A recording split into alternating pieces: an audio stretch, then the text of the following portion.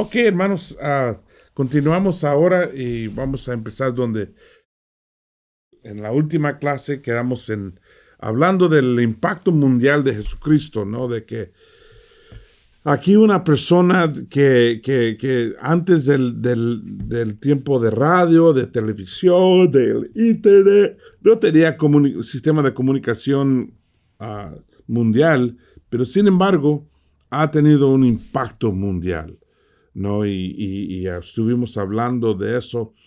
Y, y siempre la pregunta es, ¿quién es Jesús? Y porque eso básicamente nos va a causar hacer algo, ¿no? Reaccionar. Jesús requiere una reacción.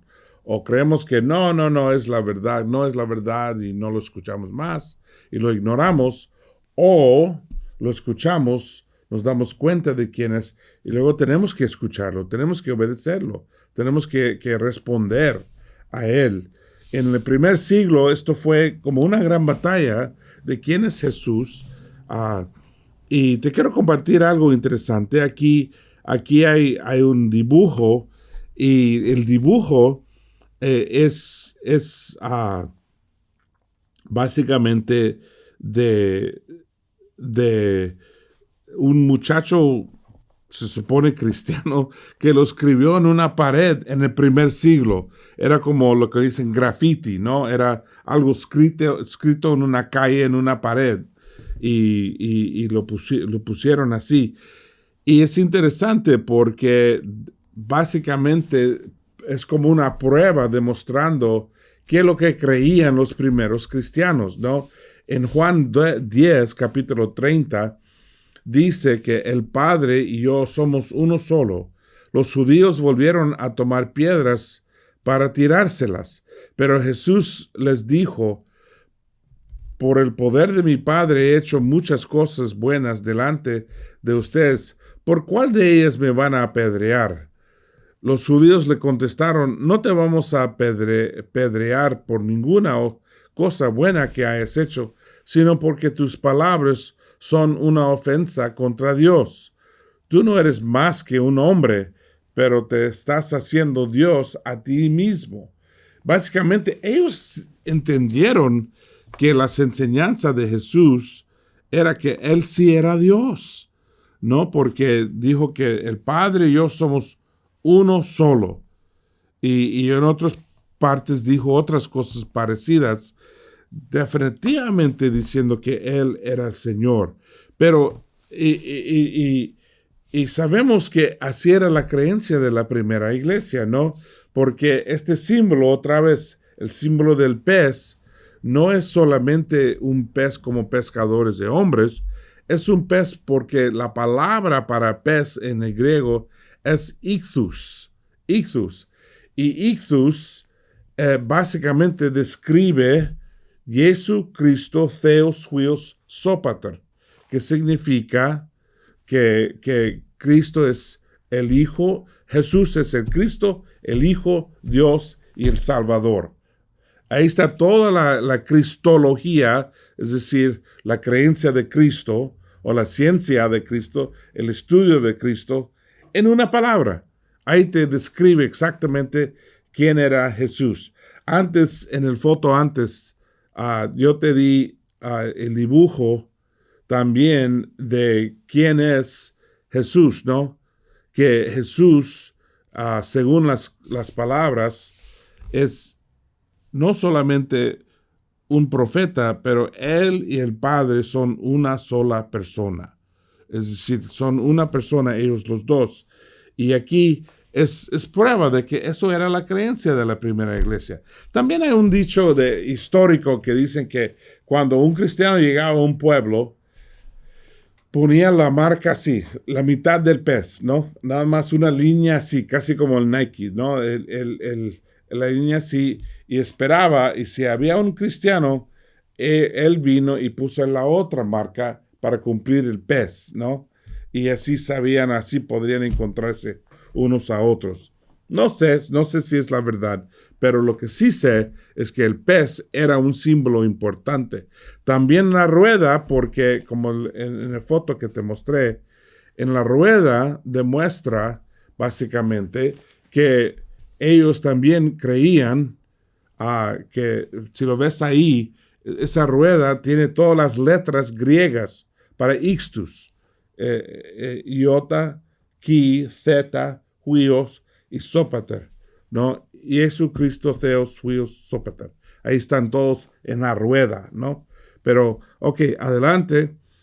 En Hebreos 1 nos describe quién es Dios. Eso fue a propósito describiéndolo. Entonces, bueno para leer. Dice, Dios ha hablado por medio de su Hijo en tiempos antiguos. Dios habló a nuestros antepasados muchas veces de muchas maneras, pero por medio de los profetas. Ahora, en estos tiempos últimos, nos ha hablado por su Hijo.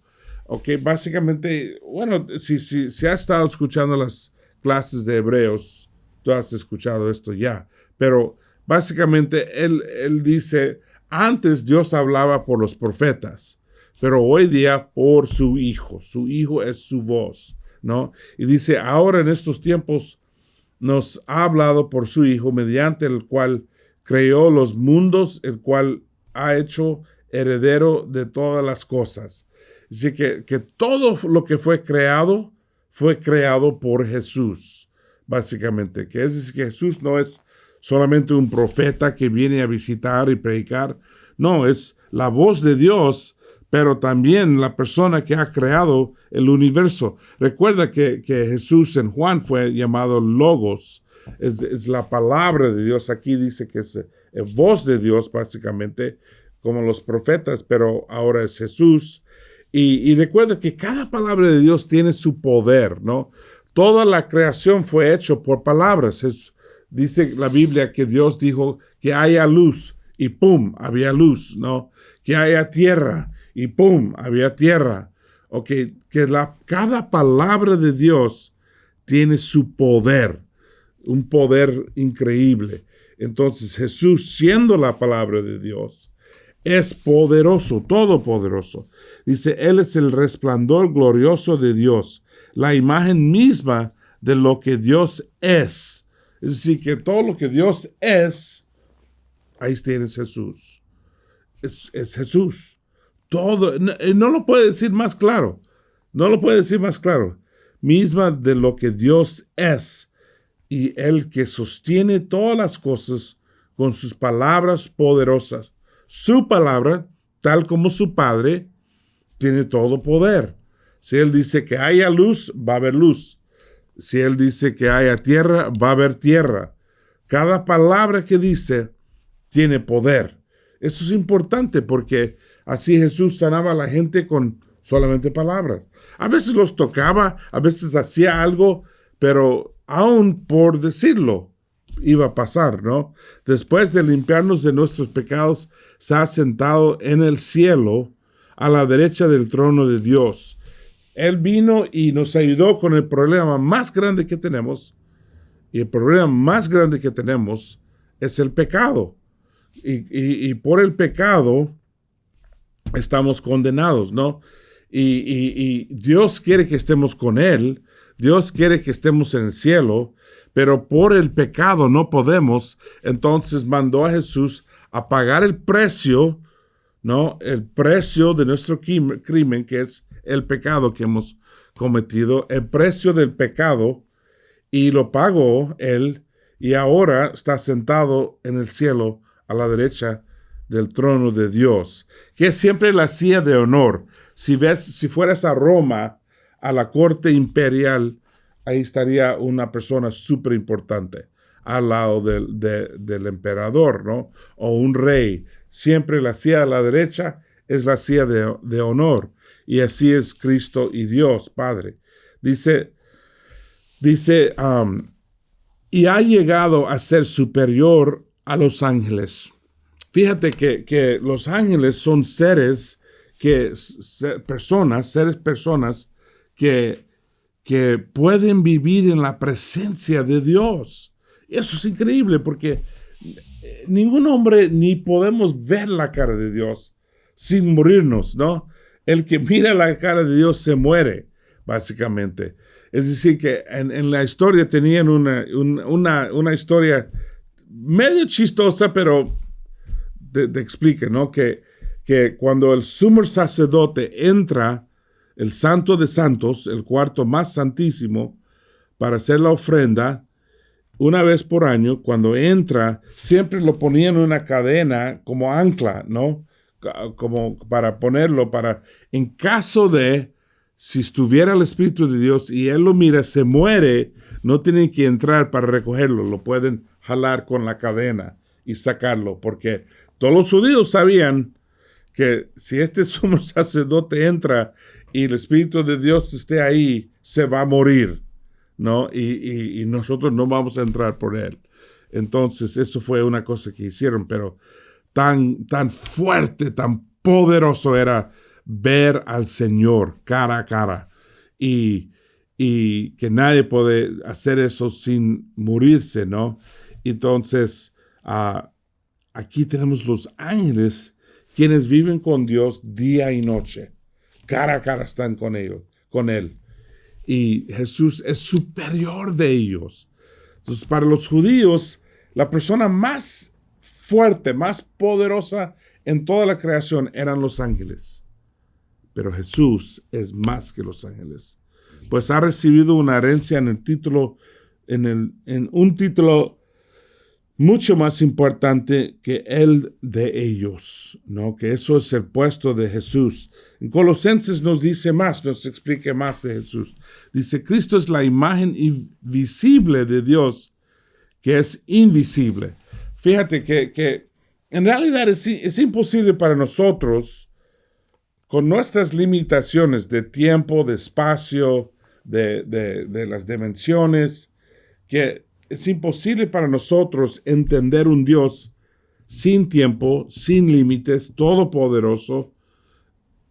Nuestras mentes no somos capaces de entender eso. Entonces, Dios vino como un hombre. Y así podríamos entender, dice, Cristo es la imagen visible de Dios, que es invisible, es su Hijo primogénito. Entonces, así nos ayuda a ver visible algo invisible, ¿no?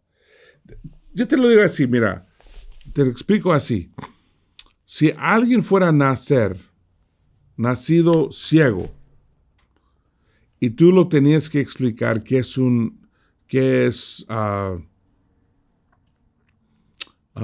¿cómo se ve el mar? O una montaña bonita, o una noche llena de estrellas.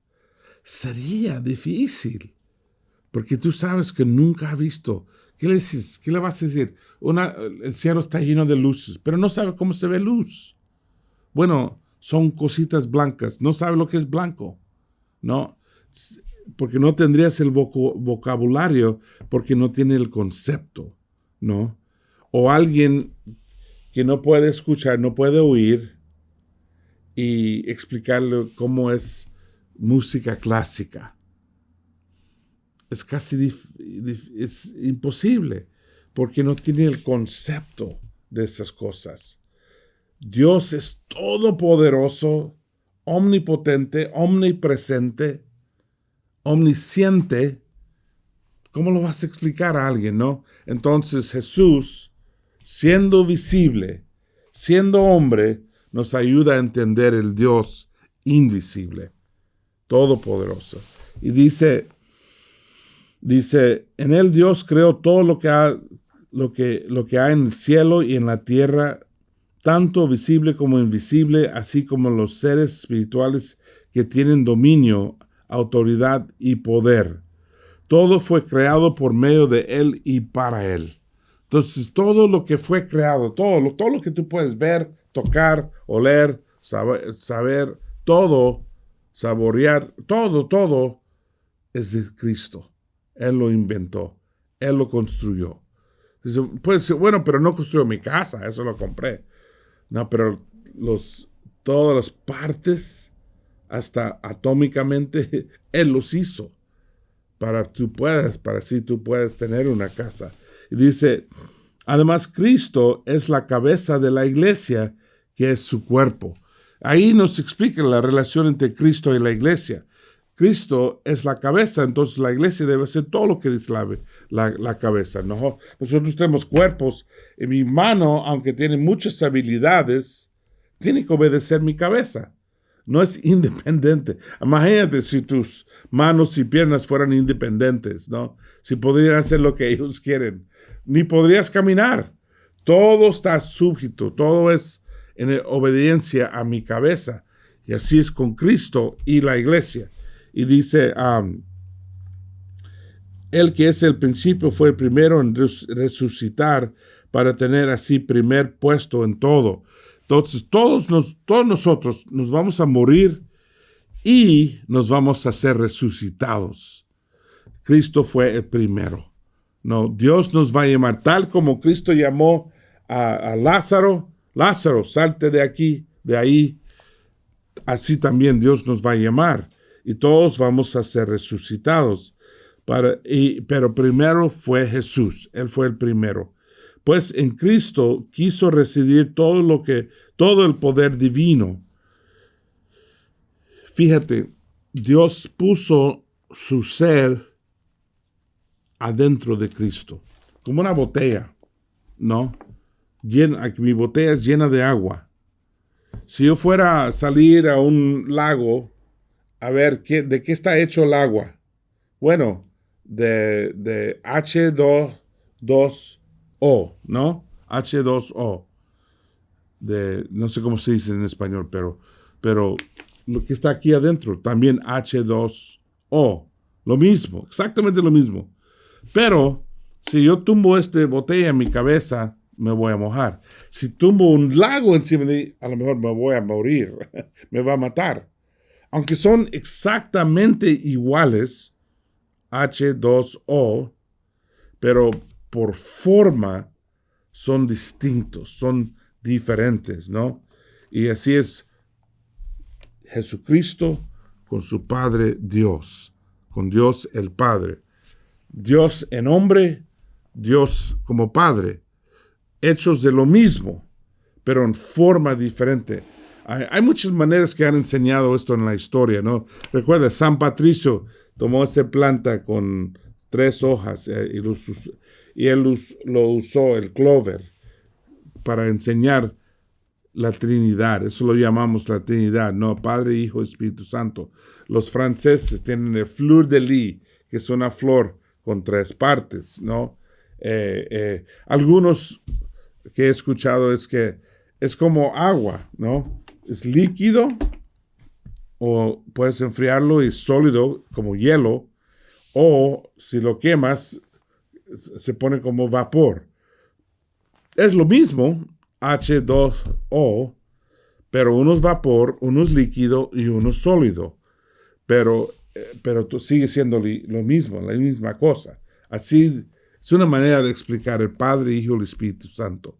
¿No? El Espíritu Santo es como vapor, el Hijo es como agua, el hielo es como el Padre, ¿no? Pero son lo mismo, y la verdad son buenas maneras, yo diría, son buenas maneras de explicar cosas profundas y un poco complicadas. No es 100%, no aplica 100%, pero sí aplica en muchas maneras. Dice, pues en Cristo quiso residir todo el poder divino, y hable de eso. Y por medio de él, Dios reconcilió a todo el universo, ordenándolo hacia él. Es decir, que en Cristo organizó todo el universo, y dice, y reconcilió el universo, porque el universo, o toda la gente, todo el mundo, se separaron de Dios. Entonces mandó Cristo para reconciliar el ser humano, a todo el universo, ordenándolo hacia él, tanto lo que está en la tierra como lo que está en el cielo, haciendo la paz mediante la sangre que Cristo derramó en la cruz. Que él pagó el precio, él trajo la paz entre nosotros. ¿Por qué? Bueno, que la Biblia dice que vivíamos como enemigos de Dios. No, y es cierto, cuando no ponemos atención a Cristo, cuando ignoramos la Biblia, cuando ignoramos la iglesia, estamos viviendo como enemigos de la iglesia, de la palabra de Dios, porque Dios nos está invitando, invitando, invitando. Y si no llegamos, bueno, es problema nuestro, ¿no? Pero Dios hizo una reconciliación con nosotros a través de Cristo, haciendo la paz mediante la sangre que Cristo derramó en la cruz. Él dio su sangre para causar una reconciliación, para unificarnos otra vez. Eso es muy, muy, muy importante. Por eso vino Jesús, porque para quitar la separación, para tumbar la pared entre nosotros y Dios, para darnos un mapa, para enseñarnos lo que necesitamos ver, lo que necesitamos escuchar y guiarnos hacia el Señor. Entonces, siendo discípulos de Cristo, debemos ser guiados por Él y informados por Él, directidos por Él y mostrados por Él, inspirados por Él. Pero todo viene de Jesucristo. Ahí vamos a parar la segunda clase. Gracias, hermanos, y nos vemos en la próxima clase. Gracias por estar este tiempo con nosotros estudiando la Biblia y aprendiendo de Jesús. Si quieres saber más, puedes ir a la página estudiar.laicc.net.